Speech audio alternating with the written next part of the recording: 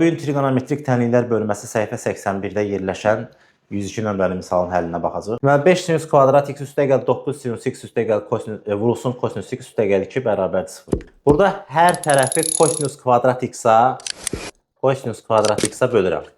Hər tərəfi kosinus kvadrat x-a böləcəm.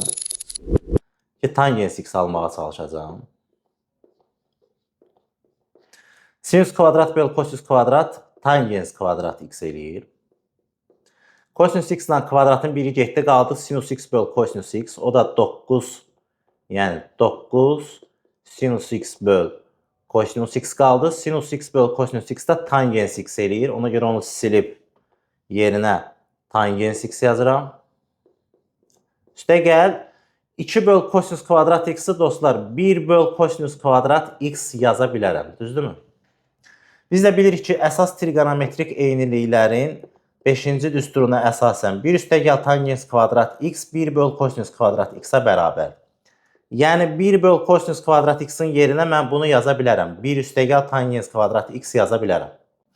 Bu zaman 1 böl kosinus kvadrat x-in yerinə 1 üstə gəl tangens kvadrat x yazıram və mötərəzələri vurub açıb ifadəni sadələşdirirəm.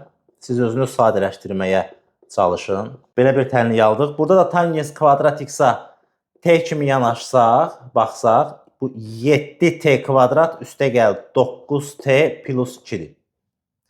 Diskriminantla həll edib bunun köklərini tapmağa çalışsaq, özünüz dayandırın uşaqlar videonu burada. Diskriminantla köklərini tapın. Diskriminantla bu tənliyin kökləri mənfi 7-dəki və mənfi 1 alınır. Biz t tangens x-a demişdik. Ona görə tangens x-i bir dəfə mənfi 7-də 2-yə, bir dəfə də tangens x-i mənfi 1-ə bərabər eləyək. Mənfi 1-ə bərabər eləyəndə bilirsiniz ki, tangens mənfini mənfi pi böl 4 alır. Üstə gəl pikalar, tangens funksiyasının dövrü pikadır. Mənfi 7-dəkini isə aldığı bir dərəcə yoxdur. Ona görə mənfi arctangens 7-də 2 üstə gəl pikalar şəklində qalır. Yəni cavab həm bu, həm də budur.